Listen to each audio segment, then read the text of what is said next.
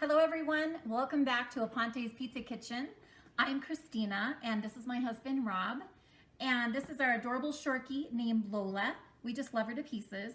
And Rob is going to be continuing today on the last portion of the New York style pizza version 2. We're gonna make a 14-inch pizza and hopefully it comes out amazing, right? And we're ready to proceed, right? Yeah, can't wait to taste it. All right. Ciao for now. All right, welcome back to Aponte's Pizza Kitchen. Whoa, what's going on? I got a different color shirt. What's going on? Did we move forward in time through some kind of time machine or DeLorean or something like that? What's going on? We tried to film a few evenings after I did the other videos, but we had some technical difficulties. We were doing good, and then for some reason, as I was looking in the video, I noticed we accidentally set the last portion. There was a last portion where I was actually putting the ingredients on the pizza and putting it in the oven and showing you how beautiful it was, and we did taste tests and everything, and it was in slow motion, so there was no noise. It was like the Ace Ventura scene, while he was going backwards, going forward. Well, I was going forward in slow motion, and there was no sound, so that wouldn't have been good for anybody. So we're gonna go ahead and try to get this right. The only thing, there is an update to this video or this recipe. With the Poolish, I ended up going with a higher percentage from 30% to 40%. So I just wanted to make it lighter. It came out very good, but I just wanted to make it better. So I think a 40% Poolish from that 1245 gram recipe that I shared with you guys at the end of the first video is what's going to be updated. So please stay tuned to the end of this video, and I'm going to share the updated recipe that has the increased Poolish. Everything else is going to be the same with the percentage of the whatever flour you're using, and then Semolina, and then your hydration water liquid percentage.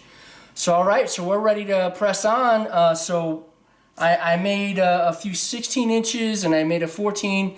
I'm going to demonstrate a 16 inch, but it'll be the same for anybody making a 14 inch. If you are fine with 14 inches, as far as the pizzas, for that 1245 recipe is for 3 14-inch pizzas at 412 grams, like I mentioned before. And so you just need a stone that could accommodate a 14 by 16 stone. That would give you more room to turn it around and move it away from the hot spot of whatever your oven operates at. If you want a 16 inch, then you would have to get a 16 by 16 stone. So it would be like the height of it would need to be 16 inches so it would fit it. But 14-inch stones are great. So let's get on with it here. All right, so I put some Semolina flour on the base here, so it won't stick too much. And we're gonna make a New York style pizza. Here we go. So I'm gonna go ahead and separate this guy. It looks beautiful. Another problem I did, what I learned, and we all learn from these experiences, is the previous Poolish that I did that was in the first video. For some reason, I don't know what happened with the yeast, but maybe I didn't blend it in the water, and you shouldn't have to with instant yeast, but I just went ahead and just with the newer version, I blended it with my finger, and it spread around in the water, and that really helped the Poolish. And then I left it out in room temperature for about 2 to 3 hours, and that really helped. Whereas I think in the original video I said 1 hour ambient, but let's go with 2 to 3 hours and let it double in size. And I think that helped with this recipe because you could see that this dough is looking beautiful. It's risen pretty well, and this is a 3-day fermentation, not to include the 1-day Poolish. But this is looking beautiful, so I'm coating it in the Semolina, and it's been on. Took it out of the fridge for a couple hours so it could get into room temperature, and now we're gonna form this dough. So New York style pizza, the rim is typically thinner, not very thick. I mean, with Naples style, the rim is way more thicker. So it's feeling pretty good. Let's stretch this guy out.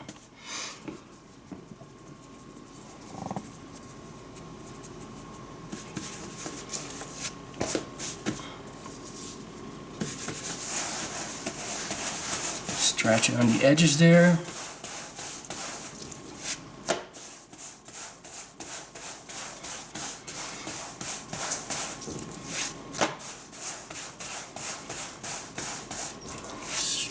Getting it ready, pick it up and stretch the corners with my knuckles like I did in previous videos.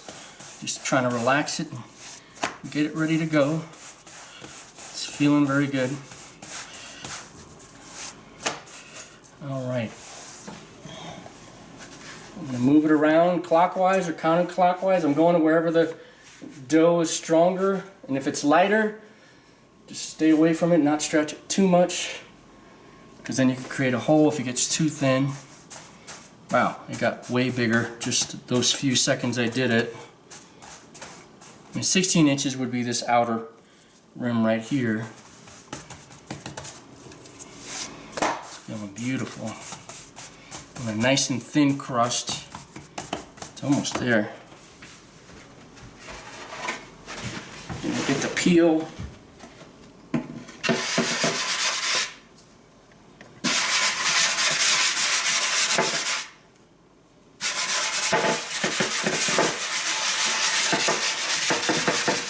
Okay. Stretch it a little bit more. Get it in that 16 inch.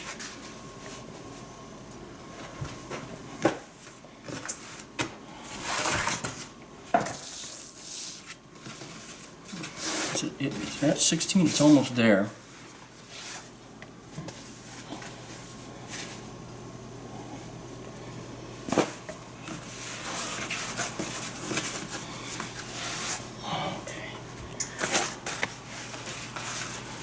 I hope I don't mess this up.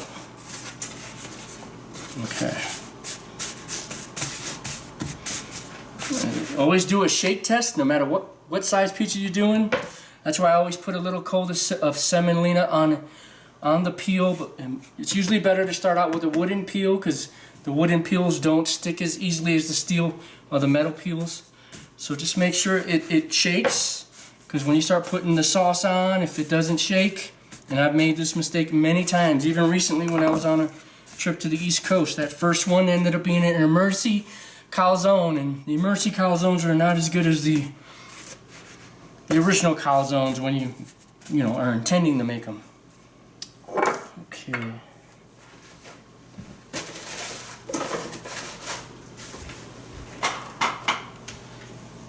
And I'm about to put the... Looking for the brush. I think I got a better brush, but we'll go with this one. Okay. Alright, so I'm going to get some olive oil on the edge there. A little bit.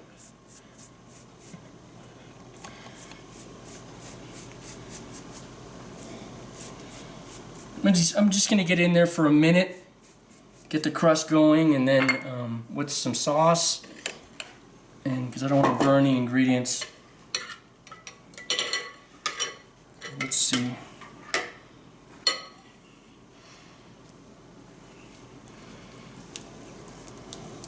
Put some sauce on there.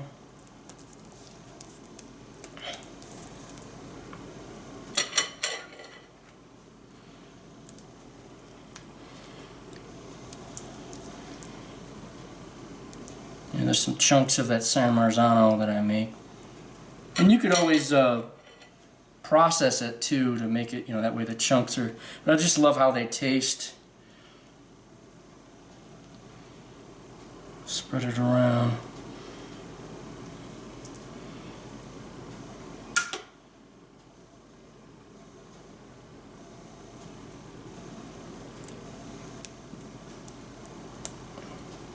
Okay, I think that's good for now.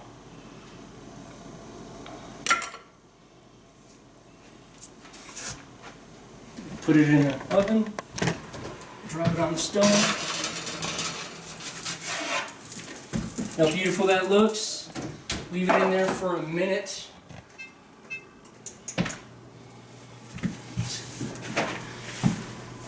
And then I will watch it.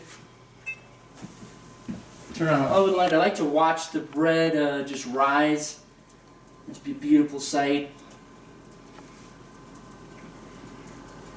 Really excited about this one. It just seemed like the dough reacted very well to the updated way I did the Poolish, so I'm excited about how this is going to taste. The last version tasted good, very good, but this, I'm trying to match the quality of like what I do with sourdough, which I haven't done yet, but this one might be very good.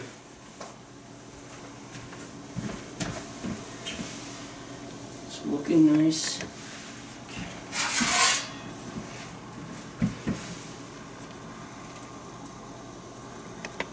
All right.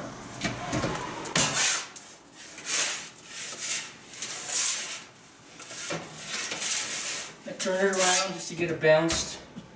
Cook there. Okay, so it reached a minute. That should be good.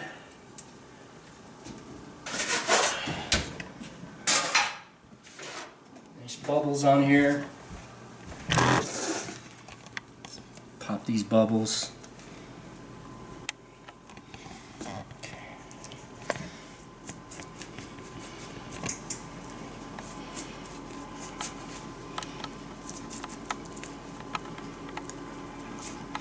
Let's see, a little bit more.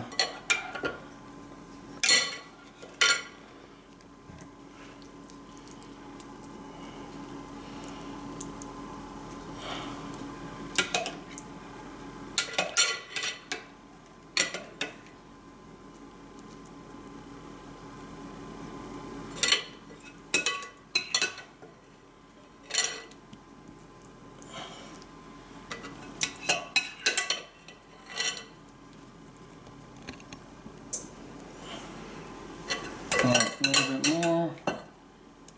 I don't want it too saucy, so I'm just getting the areas I didn't get cover. All right. Let's put the Pecorino Romano or Parmesan Reggiano, whatever you prefer, or just straight up Romano cheese. They'll all work. So I just freshly grate them on here. I'll give it and I do a finishing. You put this on as a finishing ingredient as well after it's done. To let it melt on top as well. It's really very good, right, Christina? Delicious. Yeah, she prefers the pecorino, right? Yes. But they all taste great. I've gotten better over the years at learning to eat those. Some cheese. This is Boar's Head. I like to buy my low moisture whole milk mozzarella in blocks, and it doesn't have that anti-caking agent, the potato starch that they put in the pre-shredded. Usually I just get them in full blocks, but in this case, the supermarket, they pre-sliced it for me. That's fine though. Galbani's sells a block version that's not too pricey either at most supermarkets. But Boar's Head's pretty good.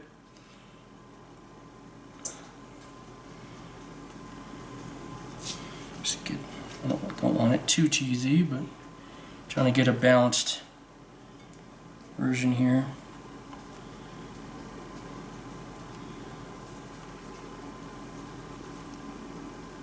Usually I grate it myself off the block, but they already pre-shredded this, so that's okay. This cheese came out very good anyway last time. Alright, that'll work for cheese.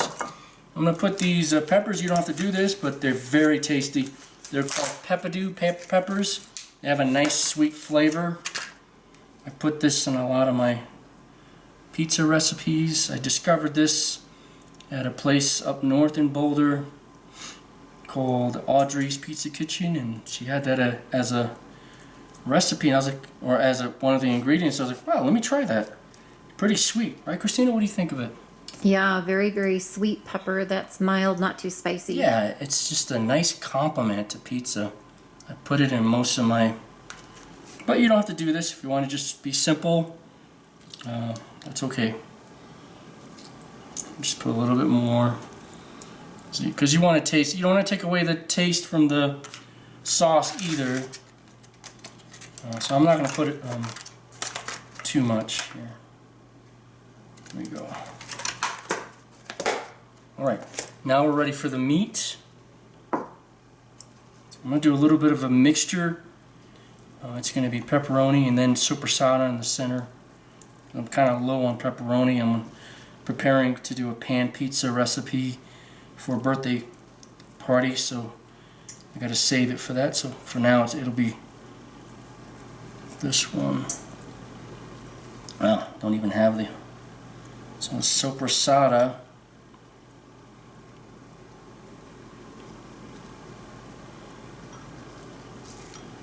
You like sopressata, Christine? Yeah, I do. I like it better than pepperoni. Yeah, this is like the cousin, dry aged ham cousin of the Italian cousin of the pepperoni that we love in the U.S. or Canada. They love it too. But this will be meaty.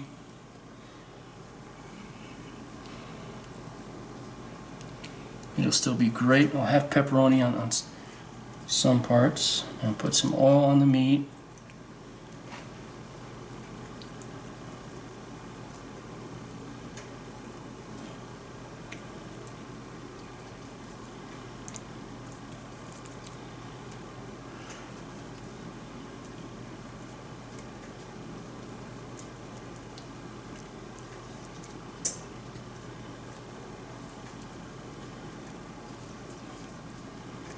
Almost there.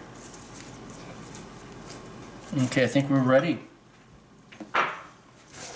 Get it back in the oven for about 3.5 minutes to 4. I always look at it. I'm gonna check it. And at 1.5, 2 minutes, I'll rotate it, because usually with every oven you have a hot spot, so every oven's different. So in my case, my oven, I think the hot spot's on the left side, so I try to rotate. You want that even balanced cook on that pie, so I try to rotate that pie like after 2 minutes.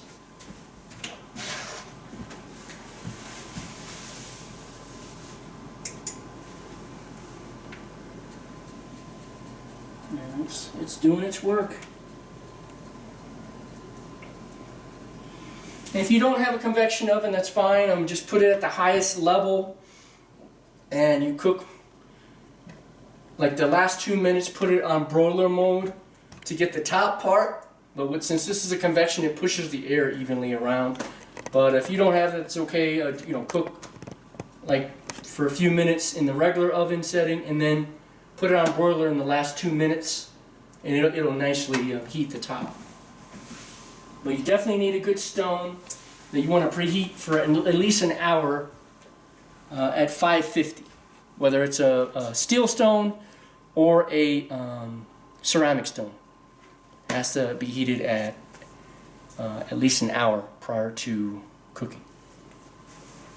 That way you get that nice hot effect where the dough rises, and it's like a shock effect when you put the dough on there. It just rises quickly.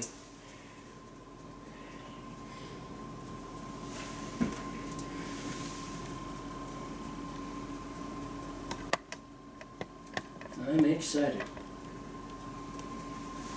Are you excited, Christina, to try this one? I think it's going to be great. Yeah. It just rose beautifully. I could tell the dough was while it was fermenting that it was going to be a good sign. Okay, 2 minutes.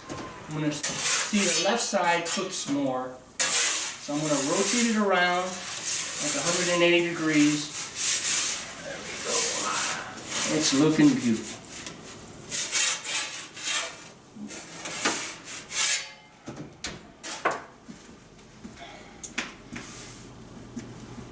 It's gonna be a beautiful pizza.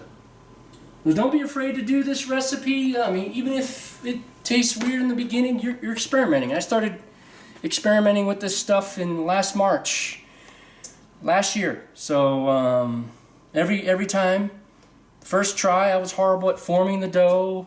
I kept watching videos of other people doing it. So just we're all learning together, and you know, you learn from whatever you fail at, and then, or maybe you try to change a mixture, whatever it was, we're learning from it, and then when you do find a recipe that, you know, works, which hopefully the ones I share you work, and you try it yourself, then you want to stick with that. And anytime you change something, just change one thing, because these recipes are so precise with the baker's percentage. So that's what I would recommend.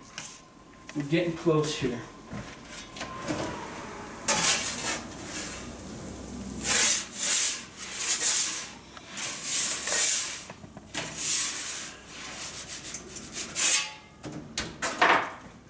All right.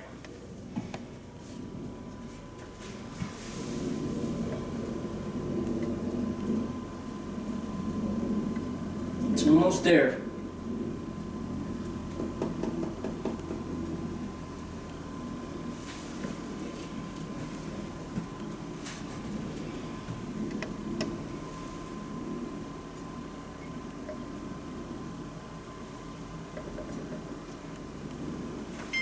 All right, let's see how it looks.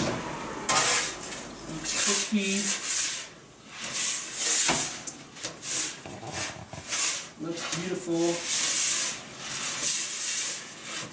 Check this side.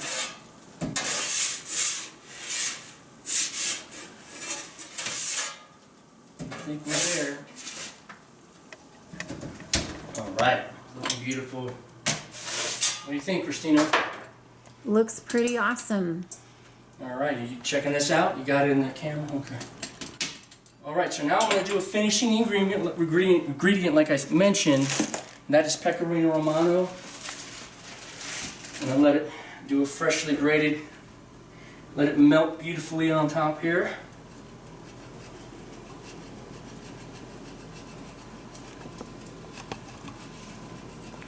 Nice and bubbly crust there.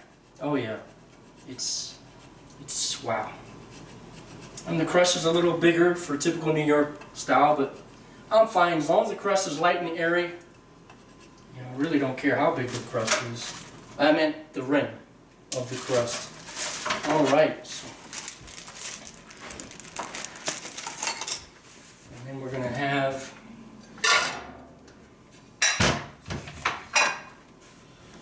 Christina try it out. So this is supposed to be New York style, so usually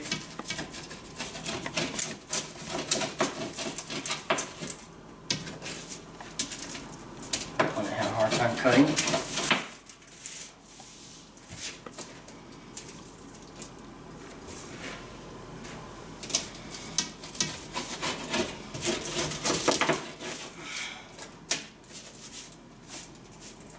All right.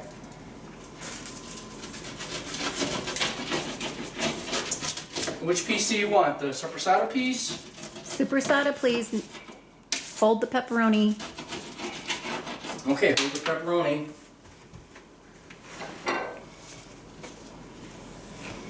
Is dinner served? I'm going to give you some arugula. Oh, that's great. We always like to put greens on top just to add some more.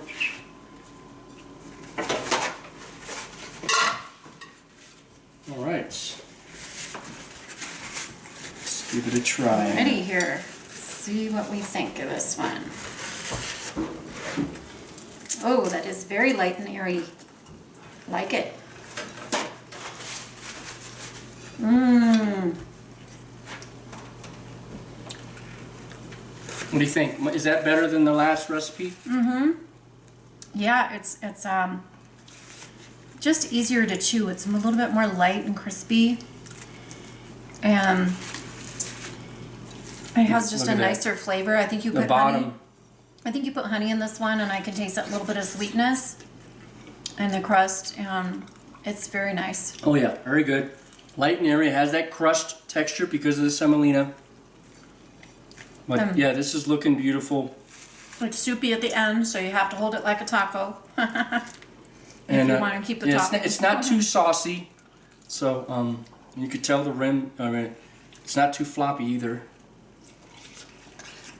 Very flavorful. And those peppadews add some of that sweetness too. Yep. All right, well, here you go. This is a great recipe. Stay tuned for the updated baker's percentage formula for high altitude and high humidity. But I'll see you next time. Our next video is going to be the pan pizza, the Detroit style, and then maybe a little bit of the grandma pan pizza style. Sounds wonderful. Take care. See ya.